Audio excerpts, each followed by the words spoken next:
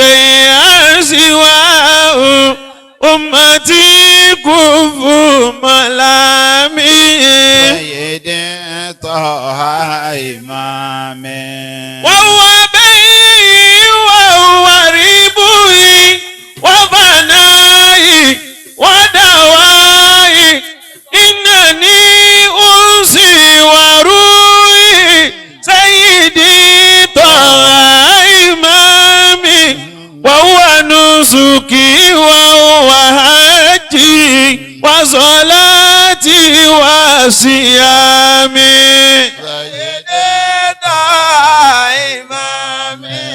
يموج في العالمين اليوم ذكركم كأنما العالم الفاروق والشيم كأنما العالم الفاروق والشيم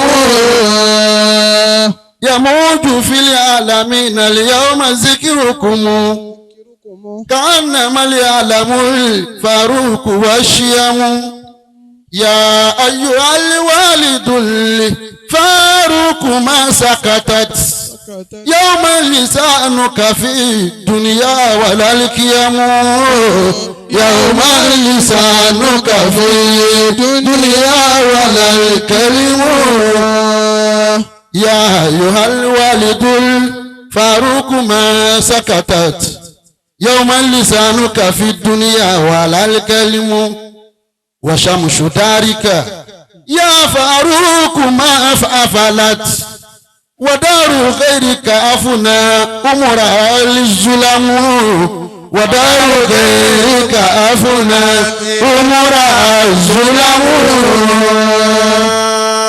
طب الزمان بأهل البيت بيتك يا فاروق والكون من ذكراك ملتتم أبقى الصلاة على جلبابك الشرفا ولن ترى شرف الإسلام ينهدم ولن ترى شرف الإسلام ينهدم أئمة كل من أنجبت كلهم أئمة كل من أنجبت كلهم عند اللقاء أسد بين الورى علموا عند اللقاء أسد بين الورى علموا يا ربي رحمتك العظمى كما سكبت يا رب رحمتك العظمى كما سكبت كف الغمام على الفاروق تنسجم كف الغمام على الفاروق تنسجم والعلماء الدنيا وقد صلحوا فيها بصدقهم لله قد علموا والعلماء خلدوا في حسن سيرتهم فهذا ذكرهم من بعد من صرموا أجيت تزلني أني أحبهم أزلت زامقة في حسنه صمم لما رأيت ولا العالمين لهم أهجتهم بيئة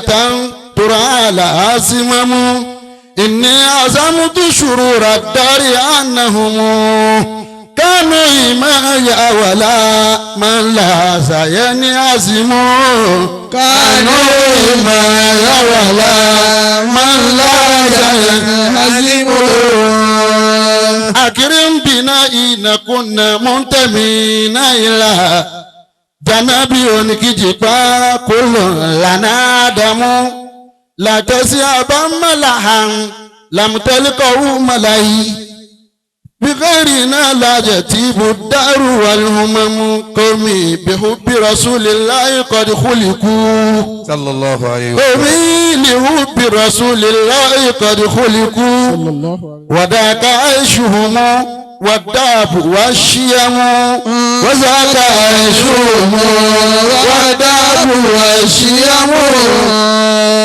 àmọ́ nílá sàlátù kan tí mo mọ̀ tọ́ndíṣẹ́ ọlọ́run gbà fún mi wọ́n mọ̀ ọ́dẹ́nu ọkàn pẹ̀lú pẹ̀lú èròǹgbà kí sílámù yìí kórókè náà fi fọjọ́ ayé wọn ṣàṣàlátù fún olú wọn mọ̀ làbẹ̀gà oṣù ṣé oṣù lè mọ̀ ní kíjì pa. ó dáná sálámù alẹ́kùn lọ́mọdé làgbà mo sálámọ̀ o. sálámù alẹ́kùn lọ́mọdé làgbà mo sálámọ̀. lárúgbó lómi dán ọmọ yìí rèé o Sẹ́yìndà Súlífàtù èmi náà kọ́ ọlọ́run ni. afẹ́èdè forin fapamọ́ òkun ẹ̀ ò tó gbà yìí. ayé bá mi ká lọ ṣàṣàlátù kan tí mo mọ̀ tó ń jíṣẹ́ ọlọ́run gbà fún mi wọ́n mọ̀ dénú ọkàn o. pẹ̀lú èròǹgbà kí sílámù yìí kórókè náà fi fọjọ́ ayé wọn ṣàṣàlátù fún omi wọn mọ̀ làbẹ̀gà oṣù ṣé oṣù lè mọ̀ oníkíjì pa. mo tún wá sọ báyìí mo tún wá sọ pé adúpẹ́ tẹ́ kórìíre ràn wá ó ṣéwù wá. ṣéwù Súlẹ́mọ́nà oníkíjì pa alájáde Miskinu Bilahi ọkọ̀ alájà Ramọ́ta ẹ̀dùjọ́ bí bàbá alájà Mọ́ríàmọ́ bàbá alájà Ìrádàtúmí bàbá rere olùdásílẹ̀ àmọ́ nìní ẹ̀ṣẹ̀ wà rí pẹ́ni ọlọ́run tí ó lábàwọ́n pẹ́ni ọlọ́run tí ó lábàwọ́n ní gáúsù náà fi dájọ́ kalẹ̀ tí ó lábàwọ́n òkòjó rẹ̀ kó já àǹfààní fún lákọ́lábò ẹ̀ ṣe gan títí ayé la ó máa dúpẹ́ fún iye o. àmọ́ nílá sàlátù kan tí mo mọ̀ tọ́jú iṣẹ́ ọlọ́run gbà fún mi wọ́n mọ̀ dénú ọkàn pẹ̀lú èròǹgbà kí sílámù yìí kórókè wọ́n fojú ayé wọn ṣàṣàlátù fún ọmọ. ìjọ rere làmọ́ níta ó yàtọ̀ ṣé ìfẹ́ pẹ̀lú ìṣọ̀kan ní kí a sọ tàbí gbígbàdúrà tọ́lọ́wọ́ bá ní kó máa wà ẹni sunkún débẹ̀ arẹ́rìn ayọ̀ nígbẹ̀yìn. mélòó àgàn tó ti dán lọ́mọ mélòó àgàn tó ti dán lọ́mọ ò níbi ibẹ̀ kí ló lè mú mi fà mọ́ni sílẹ̀ láyé mi ibi tí àdúrà mi tó ti gbà ó ṣe wọ̀ àmọ́nidára ó sì sùn wọn láwùjọ. àwọn nílá sàlátù kan tí mo mọ̀ tó ń jíṣẹ́ ọlọ́run gbà fún ọmọdé ní ọkàn pẹ̀lú èròǹgbà kí sílámù yìí kórókè àfi fọjá ayé wọn ṣàṣàlátù fún wọn mọ̀ làbẹ̀gà oṣù ṣé oṣù lè mọ̀ ní kíjì pa. Sallu linnabi wa sallimu sallu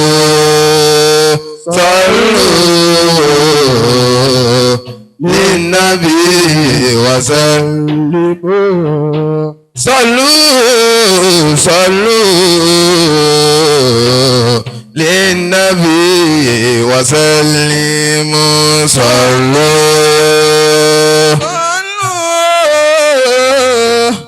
linnabi wa sallimu ya zairina ila nabi faballigu ani dayatami kawatiri tufutada anamulihu wa nufusu qawmi mulihu waliqalibu masihunu biubil mustafa sallu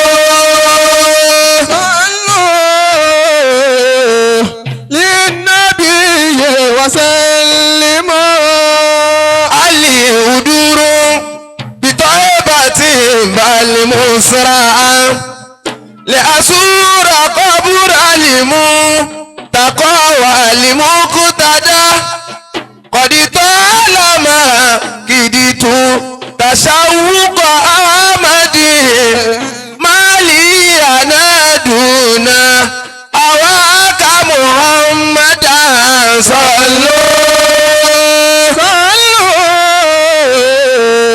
للنبي وسلموا شمس بل نور أسير محمد نور يفوق تصورا وتخيلا صلوا على النور بالبدر اكتسى ولقون ولقمران منه أسئلة صلوا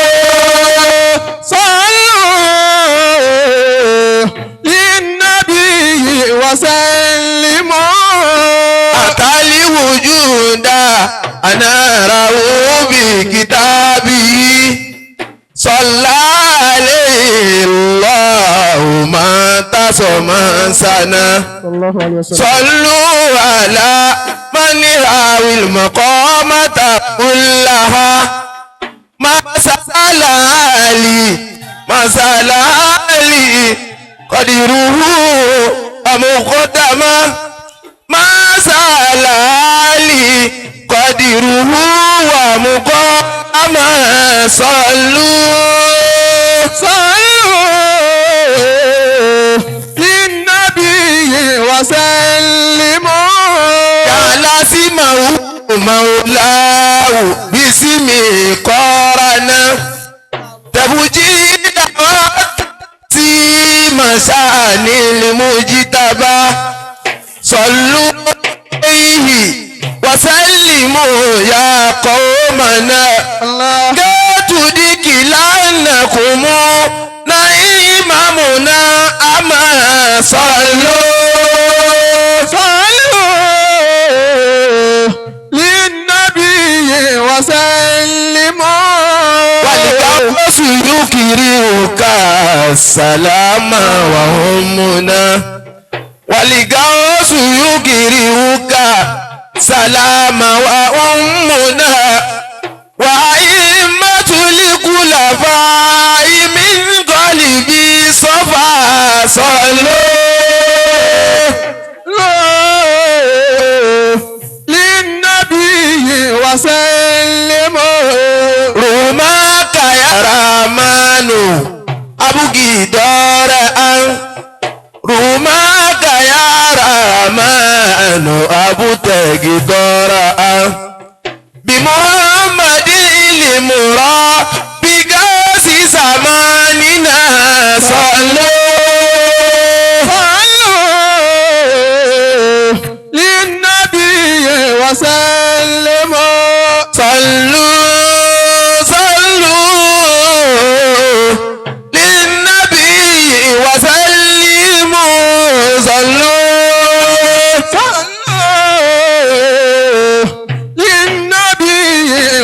وسلموا رحم الإله أبا الفواروق جدنا رحم الإله أبا الفواروق جدنا أدخله جنتك بطاعة المجتبى صلوا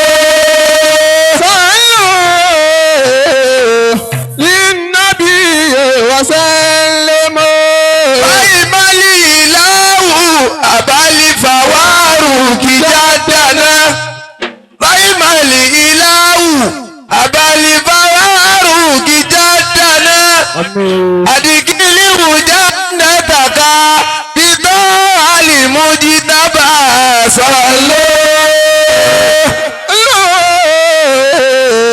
للنبي وسلموا رحم الإله أبا الفواروق جدنا الله رحم الإله أبا الفواروق جدنا أدخله جنتك بطاعة المجتبى صلوا للنبي وسلموا رحم الإله أبا الفواروق جدنا رحم الإله أبا الفواروق جدنا أدخله جنتك بطاعة المجتبى أدخله جنتك بطاعة المجتبى صلوا للنبي وسلموا الغوث يكرمك سلام وأمنا وأئمة الخلفاء من قلبي صفا رحمك يا رحمن أبتغي ضرعا بمحمد المرى بغوث زماننا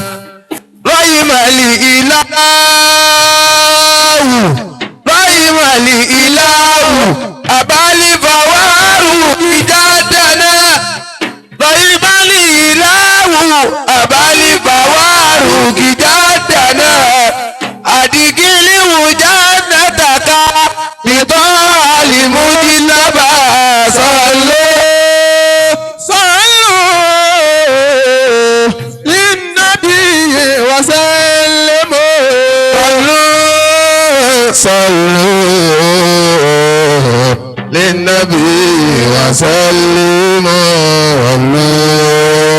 صلوا للنبي وسلموا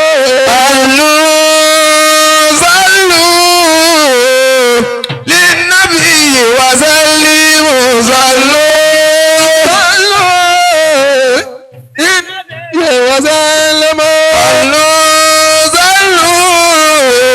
للنبي وسلموا صلوا للنبي وسلموا صلى الله عليه وسلم صلى الله عليه وسلم.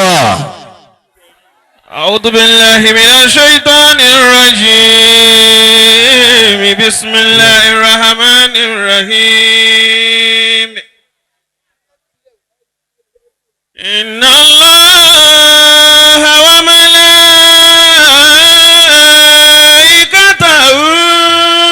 يصلون على النبي يا أيها الذين آمنوا صلوا عليه وسلموا تسليما.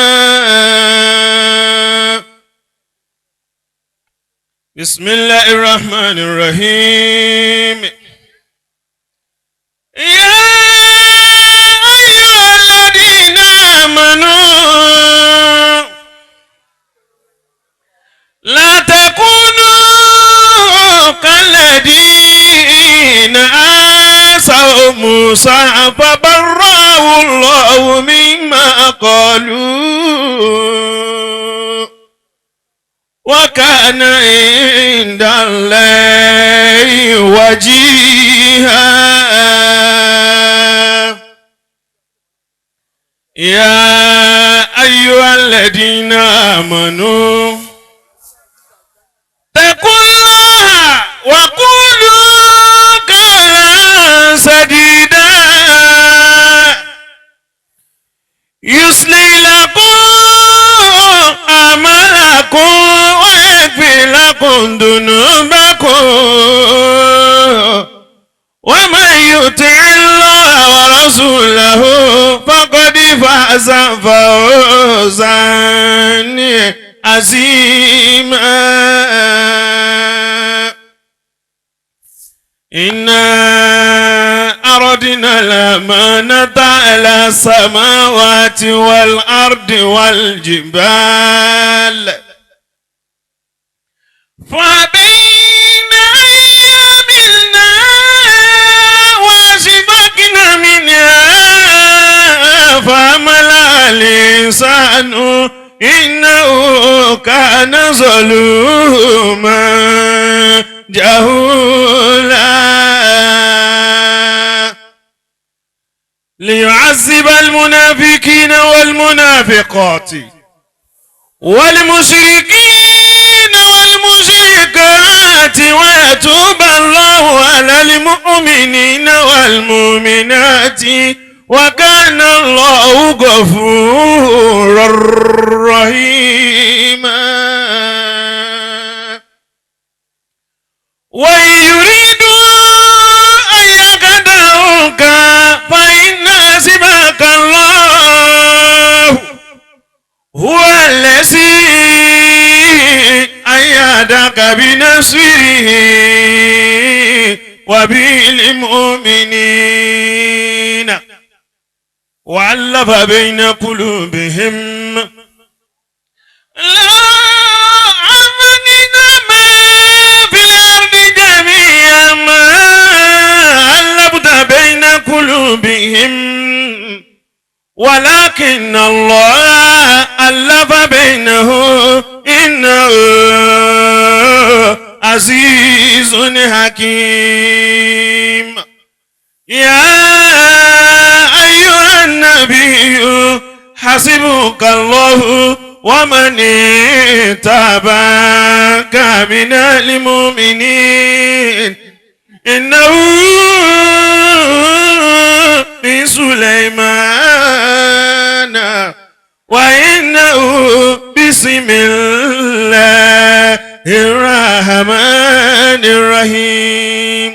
Sadaqallahu al-azim.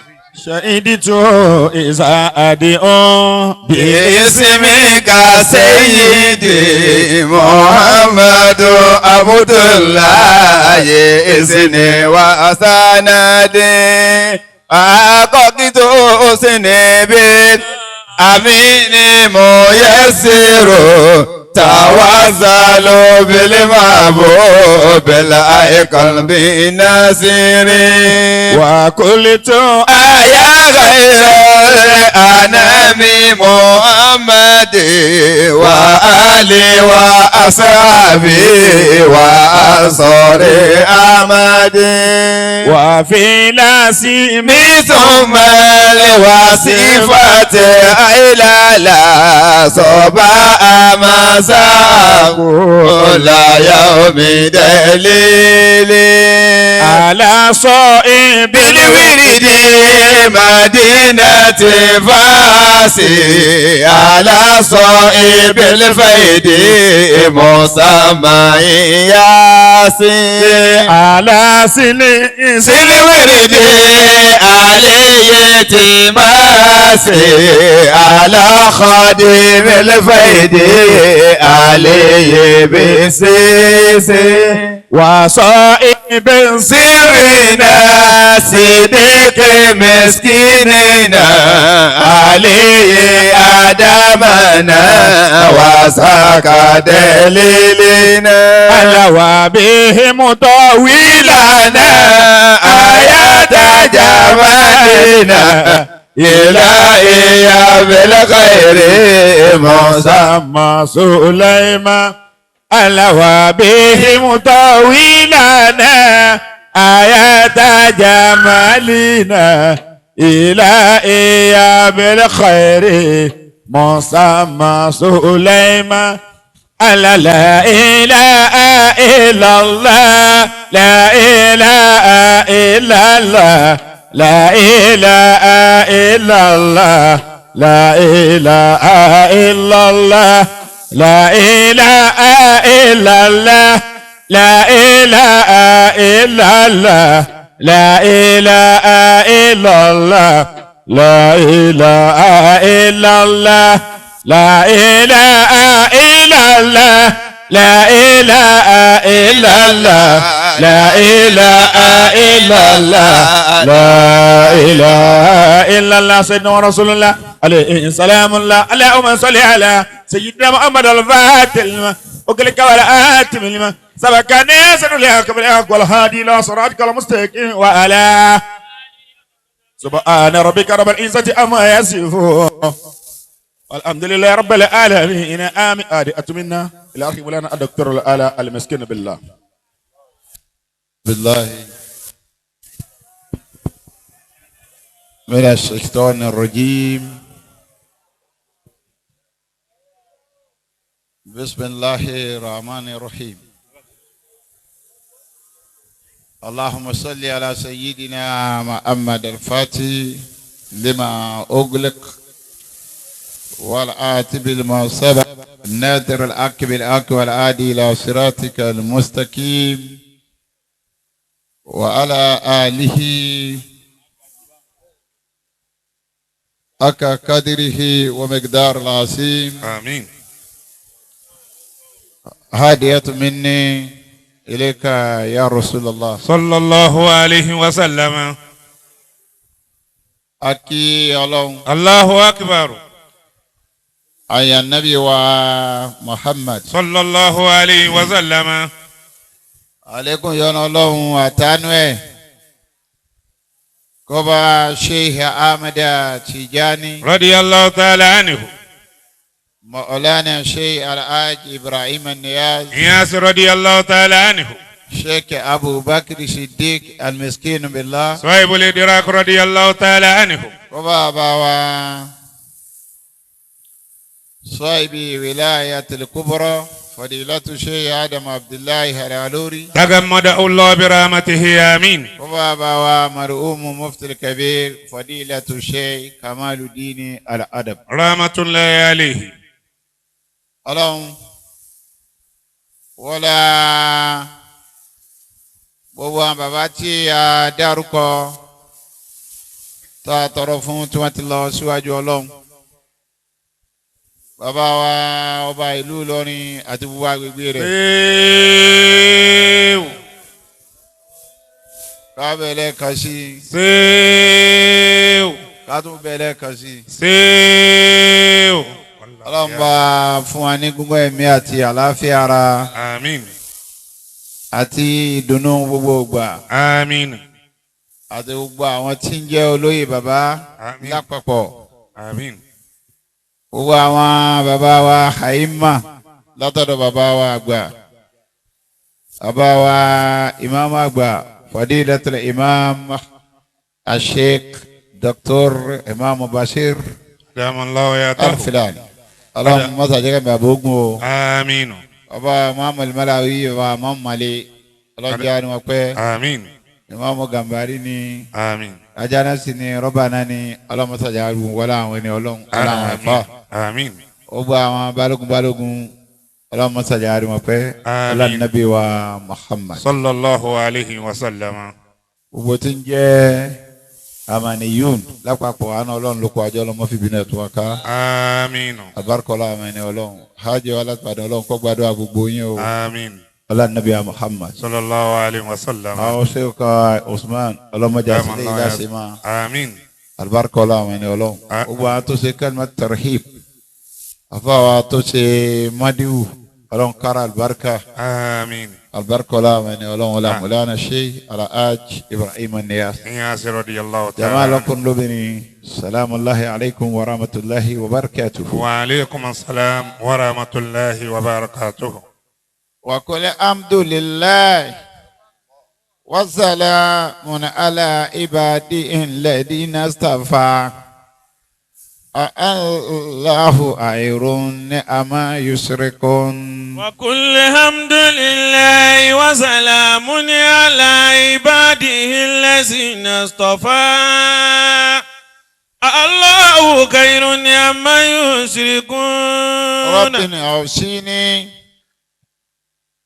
أن اذكرني متك التي أنعمت علي وعلى والدي وأني حمل صالحا ترضى وأدخلني برحمتك في عبادك الصالحين. ربي أوصيني أن أشكر نعمتك التي أنعمت علي وعلى والدي وأن أعمل صالحا ترضى وادخلني برحمتك في عبادك الصالحين. وقالوا الحمد لله الذي أذهبنا الحزن إن ربنا لغفور شكور. وقالوا الحمد لله الذي أذهب عنا الحزن إن ربنا لغفور شكور. وقل ربي أدعني مديالا صديقي وارجني مخرج صديقي واجعل لي من لدنك سلطانا نصيرا. وقل ربي أدخلني مدخل صدق وأخرجني مخرج صدق واجعل لي من لدنك سلطانا نصيرا. سيدي طه إمام سيدي طه إمام سيدي طه إمامي سيدي طه إمامي إنني عبد ولكن سيدي طه إمامي وهو فوز وهو ربوي واستقال والثناء سيدي طه إنني هل فؤادي حبه قبل الأنام لا أرى شيئا سواه أمتي كفوا ملامي سيد طه إمامي وهو بي وهو ربوي وفنائي ودوائي إنني أنسي وروي سيدي طه إمامي وهو نسكي وهو حجي وصلاتي وصيامي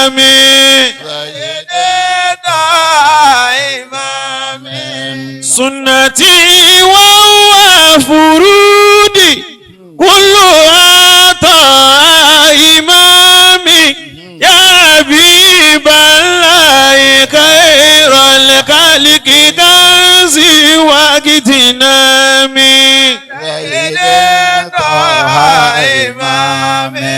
دائما في اشتغالي فاقبلني أزكى سلامي في رجائي واشتدادي سيدي طه إمامي وهو بيتي ومبيتي وهو واصفي في الأنام يا حبيب الله خير الخلق طه يا إمامي دائما في كل حين فاقبلني أزكى سلام سيدي طه إمامي kápẹ́ sallallahu alayhi wa sallam ọlọ́run mọ́sàbá wa kí ànábì wa Muhammad ọlọ́run mọ́sàbá wa gẹ́ kọ́ mọ́sàbá yọ́nú sí àwọn onímọ̀ wọ́n wo bá ànábì ṣe rí. wọ́n wá jẹ́ ká mọ̀ tí ń jẹ́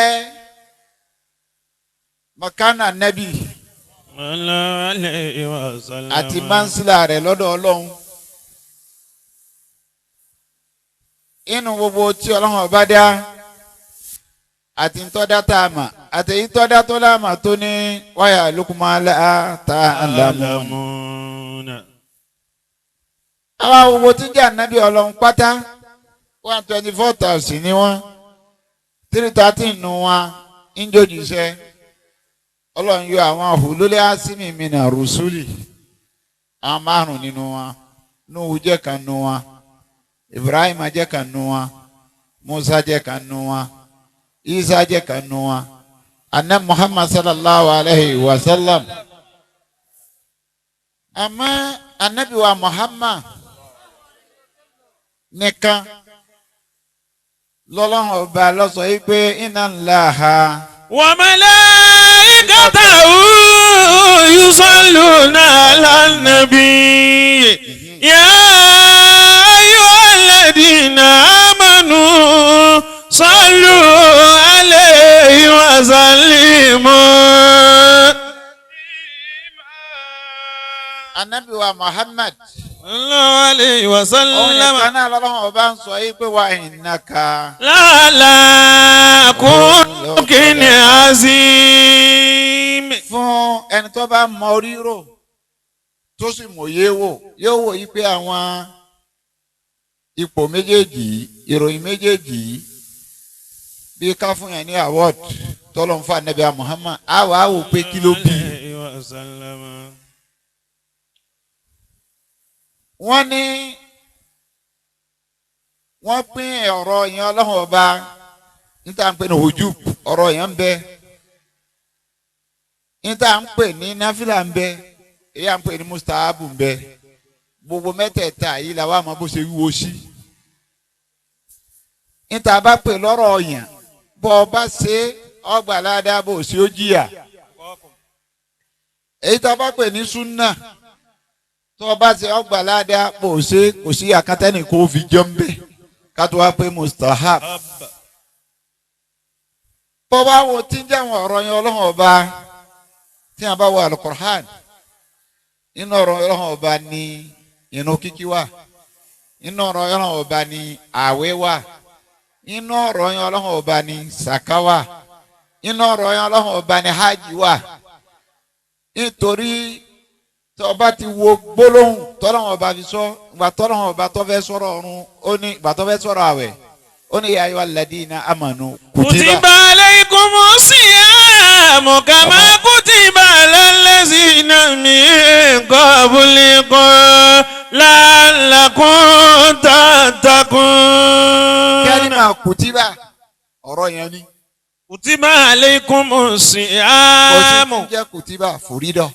Abukakumullah. pé àwẹ̀ yìí mo ṣe lọ́rọ̀ yẹn lé ilé rí kìí ṣe pé tó bá wù mí kìí ṣe àwẹ̀ tàtàwá bíi Monday and Thursday pé Ramadana o ọ̀rọ̀ kutiba yẹn alaykumus siyamu. ilá bisarati sáàrìtù ẹ̀ náà ni pé tí síhà rẹ̀ ẹ̀ tì ọba gbé àbọ̀ ọba fẹ́ nínú àjò tó lágbára ọlọ́yẹnjú ẹ̀ ìmọ̀fẹ́ lò kẹ́lìmọ̀ fẹ́ lò bẹ̀ kẹ́lìmọ̀ kùtìbà kutiba alaykumus siyamu.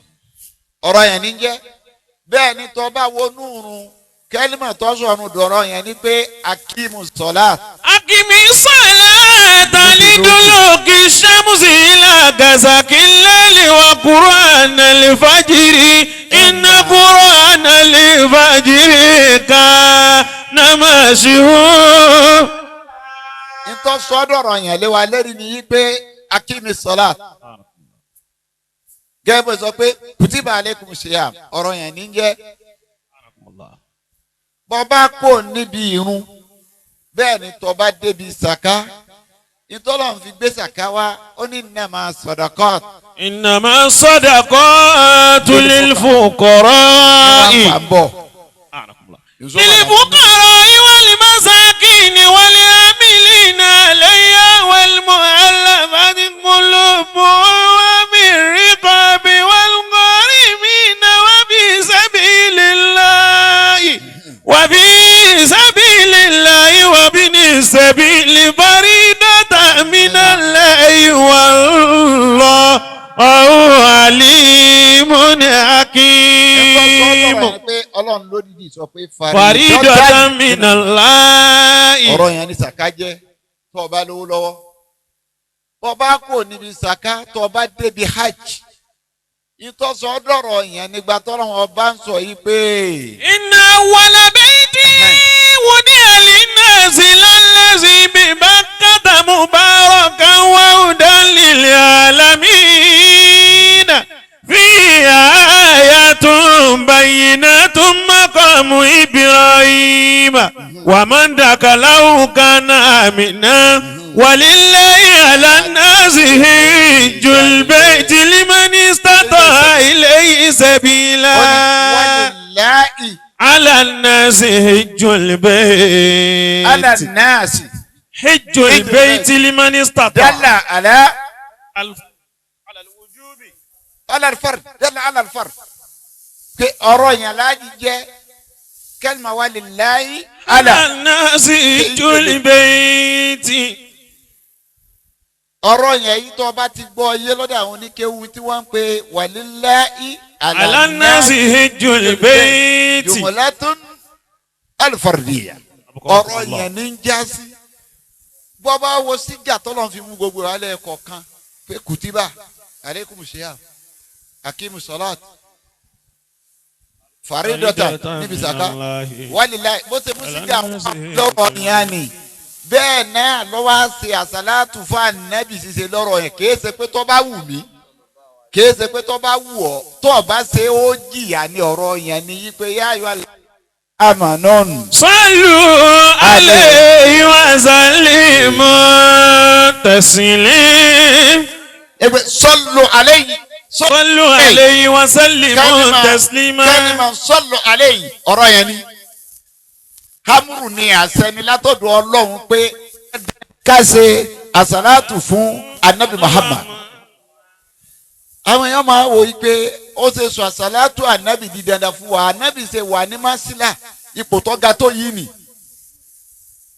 tọ́jà pé bàbá kírun tá a jìyà tá a bá gbàwẹ̀ tá a jìyà tá a lọ́mọ́kà tá a lówó lọ́wọ́ bẹ́ẹ̀ àsàlátù iná ọ̀tún wọ́n ní yóò rí bẹ́ẹ̀ ìtọ́jẹ́ kó rí bẹ́ẹ̀ ni pé anna Muhammad sallallahu alayhi wa sallam àwọn kankan bẹ lára rẹ̀ tí yóò sí lára ẹ̀dọ́ ọlọ́run kankan inú tó wà lára nábì tí yóò sí lára ẹ̀dọ́ ọlọ́run kankan ni pé kákọ́kọ́ wo bá nábì ṣe dàgbà inú tí ń chẹ́ǹjì àdámọ́ ọmọnìyàn láyé environment jẹ́ kan bẹ́ẹ̀ environment tí èyí ti wáyà dáadáa wọ́n ti tó ànábì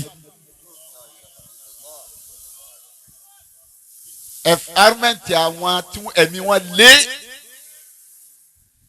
al-arabu sadu kufran wa nifaqa. ìtòfin máa pẹ́ ẹ̀mí wọn lé àwọn bu ọmọ mọ́lẹ̀ láàyè kódà umaru ṣe kótó gba islam ìbò ọmọ mọ́lẹ̀ láàyè ni alukurani ń rí fún àwọn ọbẹ̀ níbi tí fi ń sọ yìí pé. wa idhal mawudatu su'ilati bi ayyi dhanbin qutilat bi ayyi dhanbin qutilat. àmọ́ bẹ́ẹ̀ ni wọn area tó ti dìde tó ti dàgbà àwa wo ànábì bí wọ́n ṣe tọ́ ó wá dàgbà láàrin àwọn èèyàn tó le ó dàgbà láàrin àwọn kì í gbọ́ kì í gbà ó dàgbà láàrin àwọn èèyàn tí mọ́ra sọnù láàrin wọn ìwà sí tí wọ́n lè fi tọ́ ìwà rírò sí lára lágbáwá àmọ́ wá dáyọ kò wá ní bàbá báláyé tí ó sọ fún pé báyìí ni ìwọ ọmọ mi báyìí ni kò ṣe kò gbọ́njúmọ̀ yẹ yóò tírèèni ẹ̀ nígbà tó gbà tọ́ ó ti lọ bó líbi ó ti lọ yín kàn lu ayé ọ̀hún lọ ìta lórí.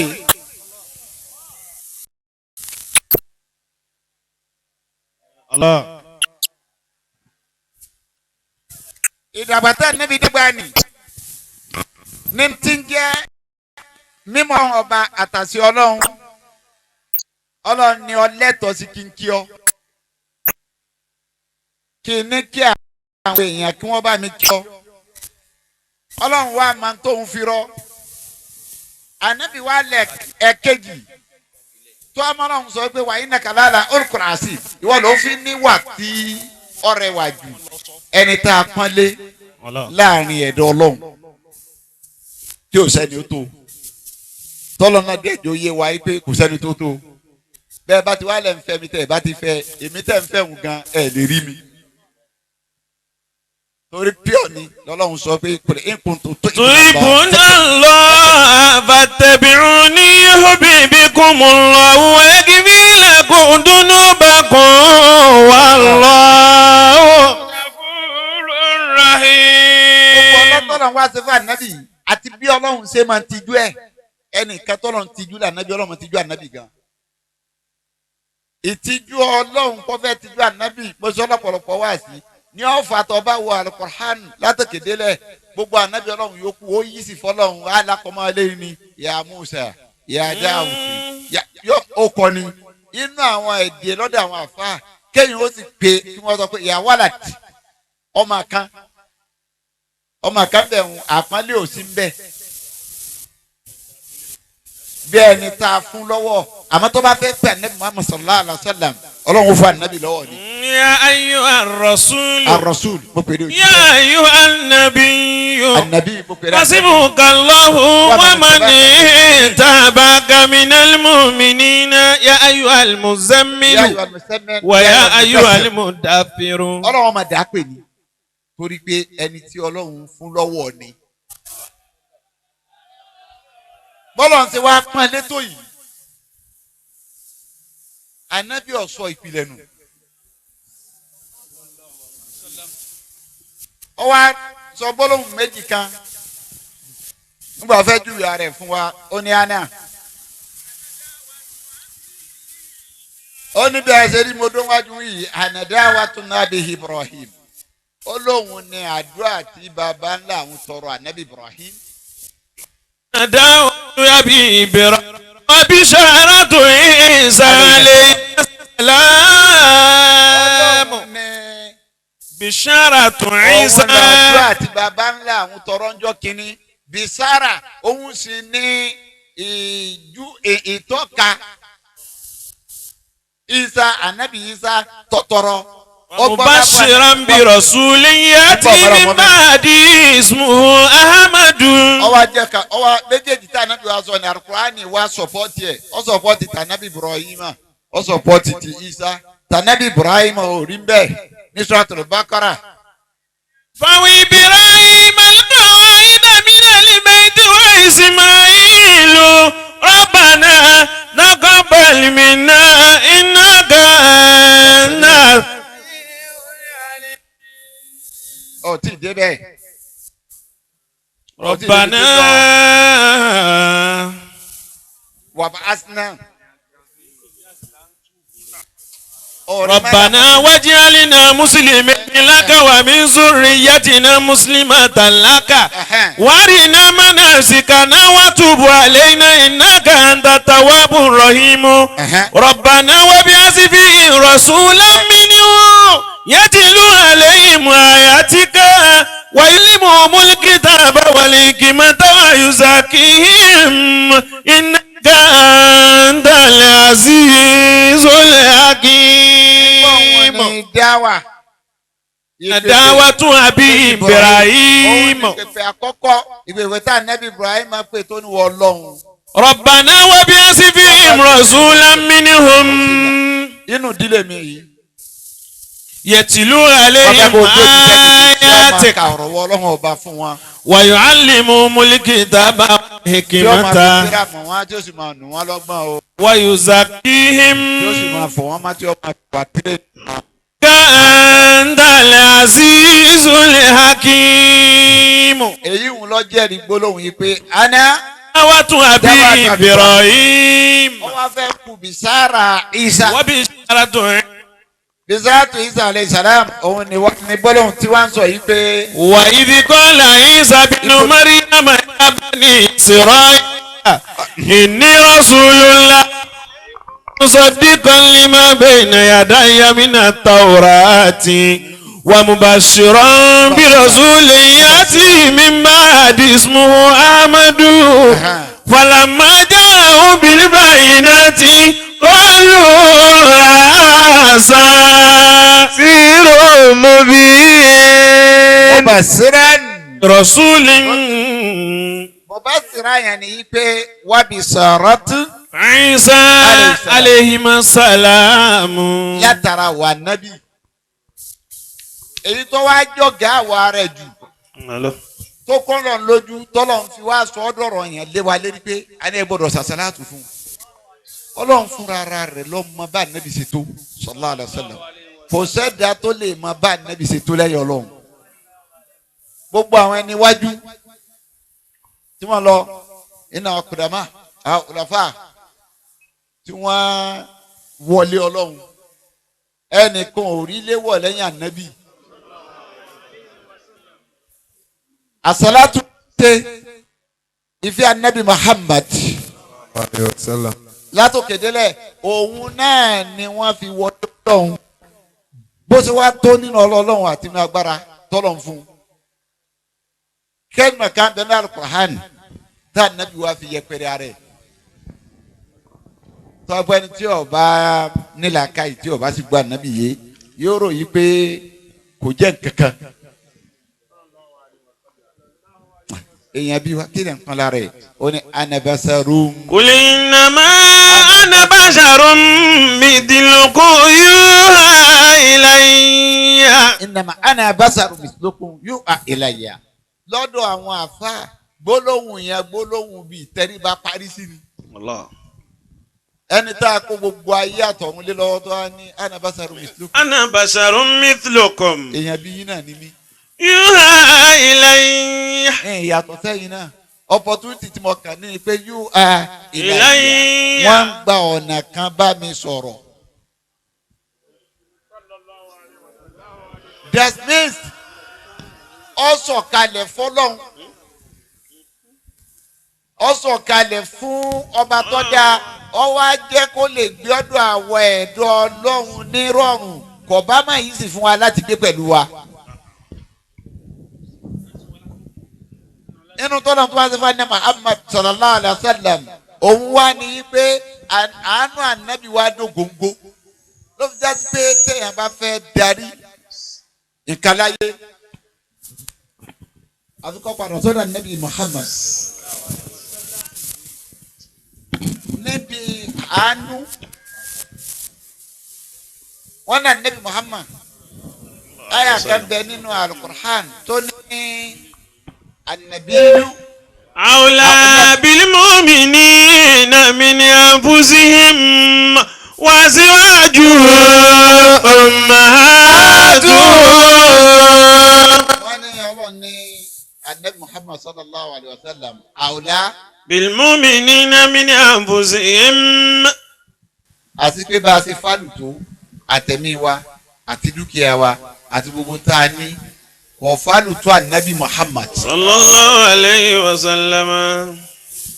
àwọn afáwa ní kí ló fà á wọ́n ní tó fà á ní pé nu sẹ̀rí Islam bókù bá kú tó bá jẹ gbèsè ẹ lè kọ́kọ́ kírun sí lára ẹ lọ gbogbo gbèsè ní gbèsè ẹ ní kẹ́ ẹ kọ́kọ́ san àfi táwọn tó bá jẹ ló bá láwọn bá bùn.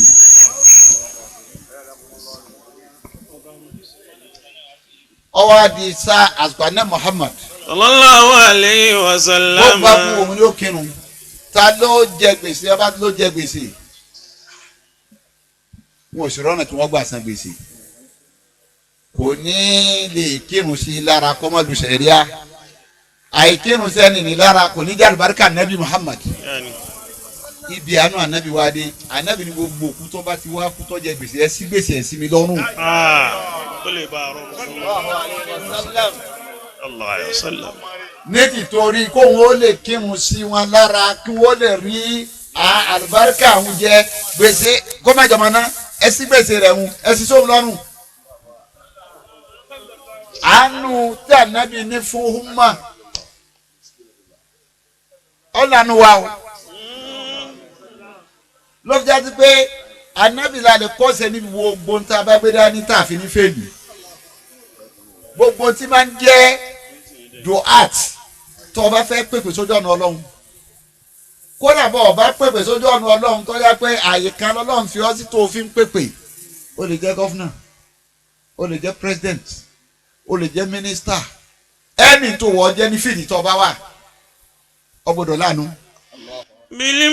بالمؤمنين رؤوف رحيم. ìjọba tí ọba ti láàánú kìí sọmọ lẹ́yìn anabi Muhammad. wọ́n ní anabi Muhammad ìgbà tó fẹ́ fọ́ọ̀mù gọ́ọ̀mẹ̀ntì ọwọ́ ara Mu'az ọmọ Jabal lọ sí Yaman Mu'az ọmọ Jabal wá dé Yaman bọ́bá áfíìsù dẹ̀ni bọ́bá fẹ́ kírun àṣùbà fún wọn tó bá bẹ̀rẹ̀ ẹ̀rùn láti àṣùbà òòrùn ọ̀yọ́ láago 10 kì í parí rákà kan. ọ̀dà yíò náà lọ́dà. àwọn èèyàn wá ṣe sákúwá ìlà Rasul wọ́n wá lọ sọ́dọ̀ ànábì wọn lọ gbé Mu'azu tó ọ̀run wá bá wa èyí ó gbédè yìí le jù kí ló ṣe ànábì wá sọ fún ànábì wá pépé ya Mu'azu ó ní mo fi ọwọ́ Mu'azu wá ń bí wọ́n gbé mi dìde. بعثت ميسرا ولا معسرا. wọ́n gbé mi dìde pé kí n wá ṣe ìdẹ̀kùn fáwọn èèyàn ni wọ́n ò gbé mi dìde pé kí n wá ní wọ́n lára. tó o bá fẹ́ kírun tí o bá mú ọ tó o bá kírun níwọ̀n nìkan. إذا صلى أحدكم بالناس tó o bá fẹ́ kírun fáwọn èèyàn tó jẹ́ ìmáàmù wọn. فليقصر. o lè tó o bá ti ka fati àtàfàtì àlọ́rọ̀ yẹn o lè ṣe fún abiyá yàrá ẹ̀rọ bíkún. تكذبان. kó o sì rúkú. إذا صلى أحدكم بالناس فليخفف وليقصر فإن فيكم الضعيف. Ànábì wá pín fún Ànábì ní ṣe fúfú yẹ kó o sì ṣe kúkúrú nítorí bẹ́ẹ̀ ní àwọn tọ́tẹ̀lé ọtí kírun lẹ́yìn rẹ̀. الضعيف ọ̀lẹ ní jẹ́. والسقيم ìbẹ́nu wọn tí ọ̀la àlàáfíà. وصلحاجة. ìbẹ́nu wọn tó fẹ́ mísì fúláìtì ọkọ̀ fẹ́ jẹ́ àlùbáríkà jẹ́ máa ní. وإذا صلى أحدكم بنفسه فليطول ما شاء. wọ́n wá gbọ́ ọ̀nà wá pé Ànábì dá kú ọlọ́ọ̀dà kí fúnra rẹ̀ وليطول ما شاء. ó lè gbé ìdajì àlùkùránì kó fi kíráka kan kó wá gbé ìdajì àlùkùránì tó kó fi kíráka kejì فليطول ما شاء. Muaz mo bí ọdún mo ní àwọn èèyàn lára wọ́n gbé mi dìde pé kí wá tú àwọn èèyàn sílẹ̀ ni. ميسرا لا معسرا. Muyassira لا معسرا. gbogbo tí bá ń jẹ́jọba láyé tó bá yẹ bá láti inú gọ́ọ̀mẹ̀ntì àkókò padà sọ́dọ̀ ní Muhammad sallallahu alayhi wa sallam. Muyassira ọ gbọ́dọ̀ sẹ́ni fúfú yẹ kọ́rántí pé náà tó ń dájẹ́ yìí. إن فيكم ضعيفا àwọn ọ̀lẹ́ tí ò ní kankan bẹ́nu tẹ́ ń dájẹ́. وسقيما àwọn èèyàn ti sick wọ́n ti kú wọ́n kú fẹ́ di وصالحاجتي. kò possible mẹ́tọ̀dù ọlọ́wọ́n ọba ni kẹ́ni kẹ́ bá ti dé tó lọ fẹ́ change mẹ́tọ̀dù mọ́ ọlọ́wọ́n ọba lọ́wọ́ ọlọ́wọ́n dájú ìyàkọ́ ẹ́ mẹ́tọ̀dù ọlọ́run ni pé a máa bẹ láyé minkum káfíìrù mọ̀ dájú fèrí. ومنكم كافر ومنكم مؤمن. máa bẹ láyé mùmìnì ọwọ́ àánú yín gbogbo yóò lè jẹ́ mùmìnì gbogbo yóò lè jẹ́ gèfèrí. anábìnú wádìí alayhi salatu wa salam ọ wá fẹ́ change mẹ́tọ̀dù ni ó ní lásìkò ohun yìí òun ò ní kúrò gèfèrí kan tó ń fi lọ. ó wá jíṣẹ́ náà fún 950 years. لبث فيه 1000 سنة إلا 50 عاما. ní wọ́n jíṣẹ́ yẹn lọ́lọ́run wá wò ọlọ́run ní bá mi change ẹ̀ mò ń retí tiẹ̀ mò ń gbádùn rẹ núùwà ń lọ ìgbà tí ó sọ̀ kalẹ̀ gèfèrí wá bẹ̀rẹ̀ lé ẹ̀ nínú ilé ọlọ́run wá nàró gèfèrí ọmọ rẹ̀ wá di gèfèrí ọmọ wa nù lọ wá ní ọlọ́run ọba. إن بني من أهلي وإن وعدك الحق nínú ara lé mi ní nínú ẹ̀wá dákàlẹ̀ á kú ọ̀rọ̀ rẹ tó sọ òótọ́ lọ́jà sí. وأنت أحكم الحاكمين. ìṣèjọ́ dáríjọ́ tó ti ń dájọ́. قال يا نوح إنه ليس من أهلك إنه عمل غير صالح. bàbá nsọ ọmọ kò sínú ara ilé rẹ sẹ́ tó gbé dání yàtọ̀ fún sẹ́ tó gbé dání. فلا تسألني ما ليس لك به علم. bàbá mi sọ tó ní máa ń pa rẹ̀ máa ń nù. إني أعظك أن تكون من الجاهلين. wọ́n wọ̀ ọ̀nà ẹ̀kọ́ máa wà bọ́ sínú ẹni ìgbanúrù ìdáyà nùbúwà ìmọ̀ ọ̀hún àgbàlá rẹ̀. قال رب olùwọ́lọ́ إني أعوذ بك أن أسألك ما ليس لي به علم وإلا تغفر لي وترحمني أكن من الخاسرين. olùwọ́lọ́ bọ́sàdì ọ̀ tó o bá fẹ́ rí yìí nǹkan gbà wọn lẹ́rú ẹrù ọ̀dànù ọlọ́run wá fẹ́ pẹ̀lú bọ̀. قيل يا نوح má lọ bẹ̀ wọ́n á lọ jìnnà má làmú mi ní. Àbùkọ́ ọfẹ́ kùn sọ́kọ̀ lọ. máa ń kankan ni ọlọ́run ọmọ ibi tó ti rọ̀n. ọlọ́run ní ibi tó ti rọ̀n. ọlọ́run ní ibi tó ti rọ̀n kì í ní pé àfọ̀ àǹtà. أفأنت تكره الناس حتى يكونوا مؤمنين. ìwọ náà àbámi ṣe tí ì ṣe a lè jẹ́wọ́ lọ́wọ́ máa wá jẹ́ àwọn èèyàn pápẹ́ tí wọ́n gbọ́dọ̀ dì mú. ولو شاء ربك لآمن من في الأرض كلهم جميعا أفأنت تكره الناس حتى يكونوا مؤمنين. ولو شاء ربك لآمن من في الأرض كلهم جميعا أفأنت تكره الناس حتى يكونوا مؤمنين.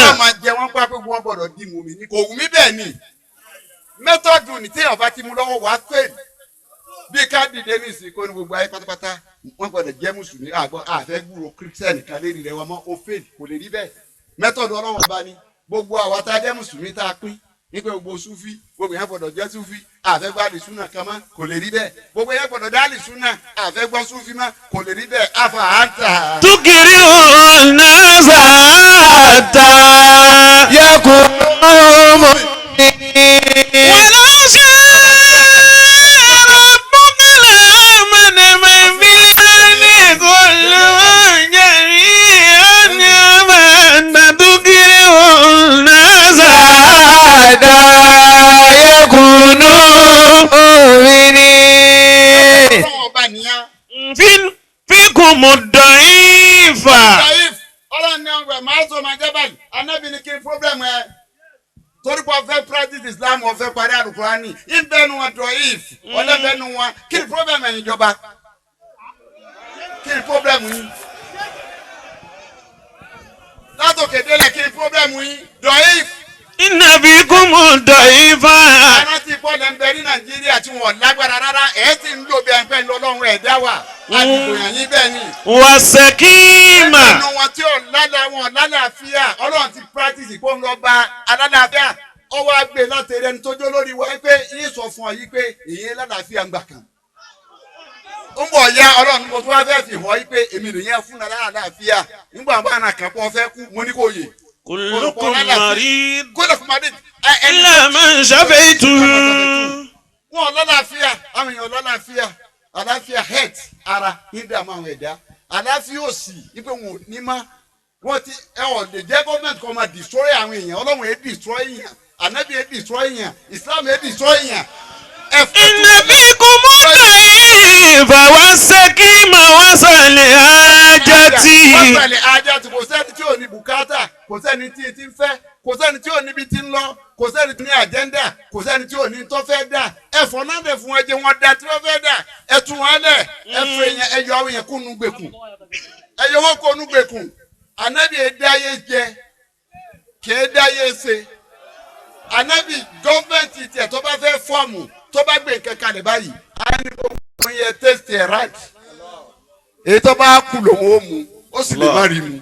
Allah sallallahu alayhi wa sallam. Ànábì nu ra'anu. Bu'istu muyassiran la mu'assira. Wọ́n gbé mi dìde ní wípé kí n wá ṣe ìdẹ̀kùn fún àwọn èèyàn yìí gbọ́dọ̀ fara ni wọ́n. Bí balance tá ànábì balance lára àwọn ànábì Ọlọ́run tó balance láti manage àwọn ẹ̀dọ́ Ọlọ́run lọ́lọ́run fi ní wa innaka la'ala khuluqin azim. Innaka la'ala khuluqin azim. Ìsà tó bá rí bẹ́ẹ̀ mò ń kí ẹ kò sí ti ń já sàràtù mò ń kí ẹ ọba mi manage àwọn ẹ̀dá mi ẹ̀yin náà ẹ̀ ṣiṣẹ́ kọ́lọ́run ó lè kí yín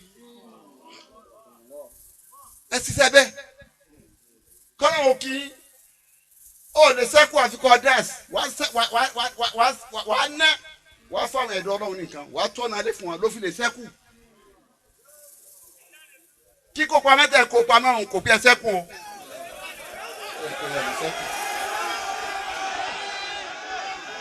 Ẹ fìrì àwọn ẹ̀dọ́ Ọlọ́run. Èyí ọ̀wọ́n sọ fún wa ní ká máa yọ̀ kọ̀ra.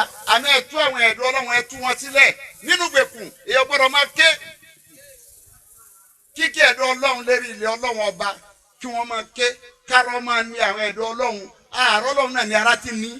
Allah. Ní pé ẹ bá mi mánéjì àwọn èèyàn mi ẹ bá mi mánéjì àwọn ẹ̀dá mi ẹ bá mi tú wọn sílẹ̀ ẹ jẹ́ kárọ̀ dẹ̀ wọ́n ara gbọ́dọ̀ dẹ̀yàn ìdẹ̀kùn ní ìjọba anabi Muhammad Sallallahu alayhi wa sallam. ìdẹ̀kùn ní ìjọba Islam wá ìtọ́jà sí pé táwọn mùsùlùmí bá dé bẹ́ẹ̀ ní kó le báyìí lẹ́sìn kejì bá dé wọ́n wà mánéjì ẹ̀. Ibi tẹ aṣojú tá a fi yín ṣe ẹran ti pẹ ẹfọdì ṣaṣojú ìsìlámù ni ẹran fisẹsì ìsìlámù dáadáa kófì ìjà pé njọta bá fẹ́ dìlífà tẹnì kankan bá dìlífà fọ́lọ́run nínú yín kẹlẹ balance isi anabi Muhammad sallallahu alayhi wa sallam anabi ma bó ṣe mánéjì àwọn ẹ̀dọ́ Ọlọ́run ẹ̀dá gbọ́dọ̀ ma báwo ló ṣe fẹ́ mánéjì àwọn ẹ̀dọ́ Ọlọ́run tí wọ́n fi balance. Níbi àánú ìwà àwọn ọ̀fẹ́ wò pẹ̀lú wọn tí wọ́n fi balance ẹ̀kọ́ tó náà tá ànábì kọ́ máa sọ ọmọ jábàdì yẹn ẹ̀kọ́ àwọn ni ẹ̀kọ́ tó yẹ kí gbogbo àwa tọ́lọ̀ wọn bá fúnra ara rẹ̀ tó fi ṣàṣojú lórí ilẹ̀ ẹ̀kọ́ òun ló yẹ ká lò ká gbọ́ wọn àwọn èèyàn gbọ̀nà tí ó rọ̀ wọ́n lọ́rùn ká má gbé wọn gba ọ̀nà tí ó ṣe kí ni tí ó ní wọn lára. Ìsásánlá dúkùn bí nọ́ọ̀sì balẹ̀ yóò há fíbù bá iná fi kún mú dọ̀ ibà wà sẹ́kìmá wà sálẹ̀ hajati wà ìsásánlá àádùkùn mú bí nọ́ọ̀sì yìí balẹ̀ yóò tawil máa ṣáà. Ànábì ló kọ́ ìdá rẹ̀ nù. Ọba wa kí fúnra rẹ̀ ànábì ló bá fẹ́ kiri diagnose yìí pé níjọ ọba ti rí pé ó líìdì àwọn ẹ̀dọ́ Ọlọ́run ṣe é ní wọn. àmọ́ pé lédè ara rẹ ní ogun tó bá wọ̀ ní òfin ara rẹ ṣe ìwọ ló lára rẹ para rẹ kọ́ gbọ̀dọ̀ lámọ̀rẹ́ rẹ rú ànábi yọ kàn án àmọ́ àwọn ẹ̀dọ́ ọlọ́run tó ní ìdí tó mánéjì wọn o tó o bá ti mánéjì àwọn ẹ̀dọ́ ọlọ́run wàá lè balance ìmánéjì ẹ̀dọ́ ọlọ́run yẹn ẹ̀sìn tá à ń sìn tá à ń fa tẹ̀sùbá yìí nìkan kọ́ lẹ́sìn o káàkiri kíwájú wo dúdú yìí nìkan kọ́ lẹ́sìn o ká máa paramaka ká máa lọ ká máa bọ̀ nìkan kọ́ lẹ́sìn o ọlọ́run ọjọ́ ọjọ́ gbogbo ẹ̀ pẹ̀lú iṣẹ́ ọwọ́ wa ni o. فاقرؤوا ما تيسر من القرآن علم سيكون منكم مرضى وآخرون يضربون في الأرض يبتغون من فضل الله وآخرون يقاتلون في سبيل الله فاقرؤوا ما تيسر منه. jáde pé àdìsí àtàlùkùránì wò ìjà ara wọn yàn mí wọn gbọ́dọ̀ takora wọn ọ̀rọ̀ ànábì nu kùránì wá gbé dédé tá ànábì sọ lẹ́nu àlùkùránì náà wá sọ bẹ́ẹ̀. فاقرؤوا ما تيسر من القرآن. tó bá nǹkan fẹ́ kírun kí n tó bá rọ̀ ọlọ́run nínú àlùkùránì ní kò ké fatia lọ́rọ̀ yẹn bẹ̀ lẹ́yìn fatia ní tó bá rí òkèlè. علم أن سيكون منكم مرضى. ọlọ́run tó dáa tó tẹ̀lé ọ tí wọ́n tó lẹ́yìn rẹ̀ aláàárẹ̀ ń bẹ́nu wọn wọ́n kàn fẹ́ dẹ́rù bárúkà jẹ̀máà ni. وآخرون يضربون في الأرض يبتغون من فضل الله. ẹ nínú àwọn tó tó tẹ̀lé ọ tí wọ́n ń kírun ni tọ́já sí pé wọ́n kàn fẹ́ jẹ́ àlùbáríkà jẹ̀máà kó wọn ọmọ bá tiẹ̀ lọ́kọ́ lọ wá oríire rẹ ọlọ́run ojú rẹ ọlọ́run ọba lórí ilé ọlọ́run ọba ni. وآخرون يقاتلون في سبيل الله. ń bẹ́nu wọn tó pa àwọn ọmọ ogun ni wọ́n tọ́ka sáré wá pé jájọ́ yìí rẹ̀ ń sì lọ kò ní torí ẹ̀ dúró Islam létò. فاقرؤوا ما تيسر منه.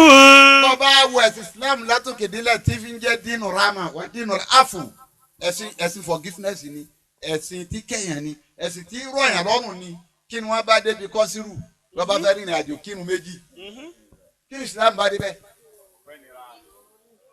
ìrọ̀rùn lọ́ba débẹ̀ anabi ló tí wọ́n gbé mi kódà anabi sọ pé dandan ni ẹ gbọ́dọ̀ kí o torí sàárà ni wọ́n fi ṣe fún yẹn sì gbọ́dọ̀ tẹ́wọ́ gbà á bọ́ ọba wa lọ lágídí òsì bẹ̀rù ọlọ́run ara rẹ̀ ọ̀wá nígbẹ́njọ́ mi tí wọ́n náà mọ̀ para rẹ̀ ò gbé báyìí anabi ọba lànà yẹn kalẹ̀ fún wa yìí pé kí méjì ọ̀ngàn ọmọ pé ọmọ kí ọmọ tó gbé ni ìdẹ́kùn òun náà wọ́n tún bá débi ní ojú ogun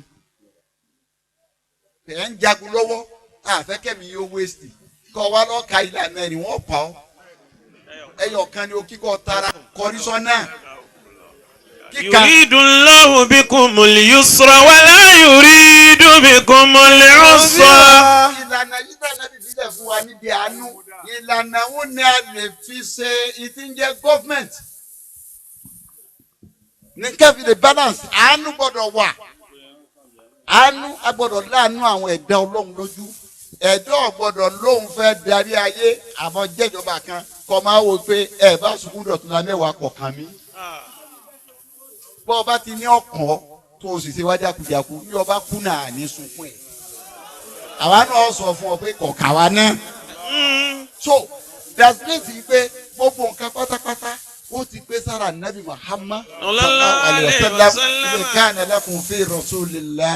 uswatun hasanatun.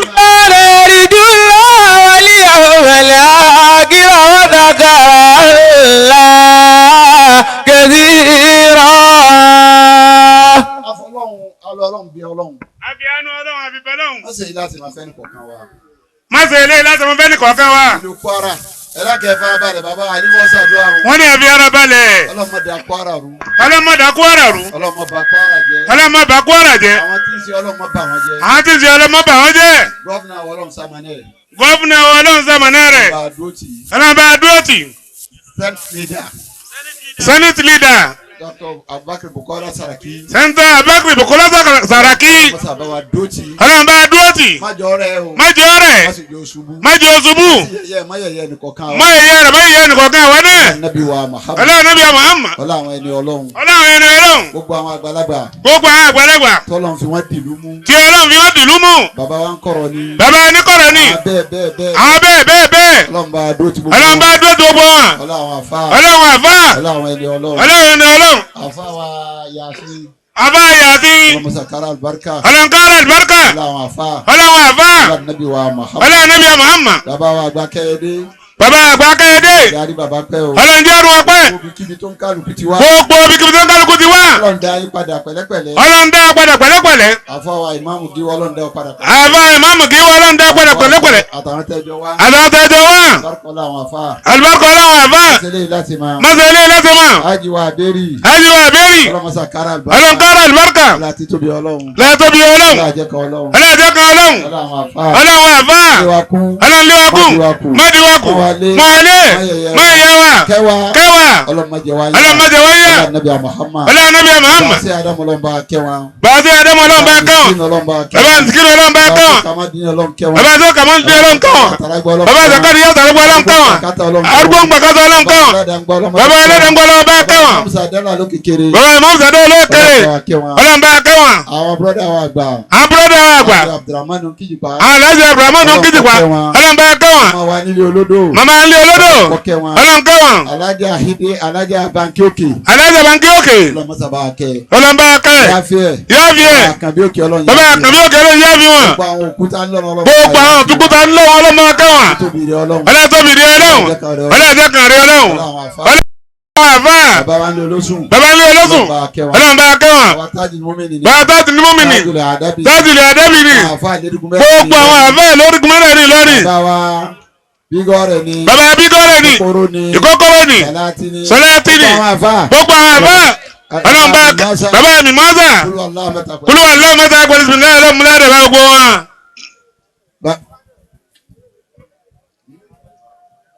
àwọn àgbàlagbà nínú ilé màmá wa nínú ilé. màmá nínú ilé. màmá ọmọ hani. màmá ọmọ hani.